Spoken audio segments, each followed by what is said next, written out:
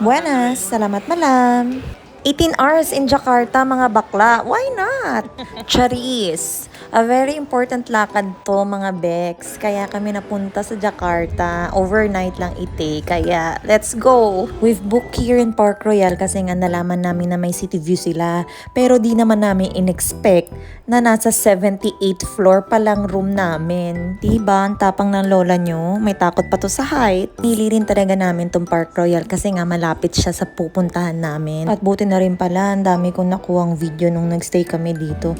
Di ko naman din in-expect na gagamitin ko to as vlog. Pagod na kami niyan kasi nga our flight was supposed to be around 8 p.m.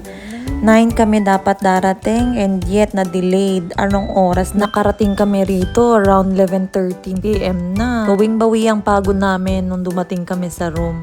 Good thing, the best ang nabook namin. Kulat lang ako dun sa Mr. Maria Janel. Like, hello, miss po. Kaya pag may plans kayong gumora sa Jakarta, book na by Klook. Ito naman ang morning view. Ang ganda. Nakakatuwa. Kahit hindi namin malibot ang Jakarta, at least city view naman nakita namin. Worth it na worth it. Fully furnished ang room, lalo na yung bathroom. Di ko lang talaga na-take ng video. May pa-coffee pa sila. Bongga. Fully furnished tong room. Complete siya. May fridge, mamlansya, washing machine, lutuan. Ready na rin kami ng early. Ayun pa. Aura. Complimentary breakfast na rin. Ito talaga yung pinuntahan namin. Philippine Embassy.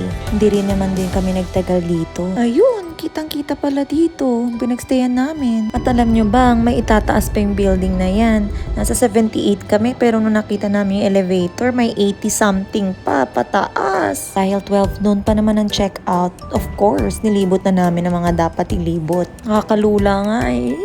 Ang ganda lang talaga ng location ng place na to. Nasa Central Jakarta talaga siya. Nag-decide na rin kami after namin mag-check out. Doon na lang muna kami mag-stay sa Grand Indonesia Mall. I'm not that sure of the name of the mall, pero dito nga kami nag-stay. For the meantime, kasi gabi pa naman din ang flight namin going Bali. Dahil sa laki ng mall, ayoko na maglakad. Naglaro na lang kami ng slide. Diba? Para kami nag-window shopping sa Jakarta. Lain mo yun. One of the books pa rin naman to. Unforgettable experience. On our way na sa airport, malayo-layo slide. Kaya, enjoy the view muna, guys.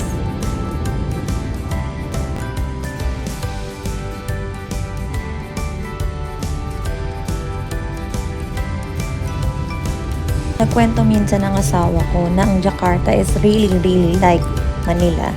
Nung una hindi nga ako naniwala, pero ngayon, to see is to believe. Sabi na lang niya sa akin, see, I told you. Airport air na po kami.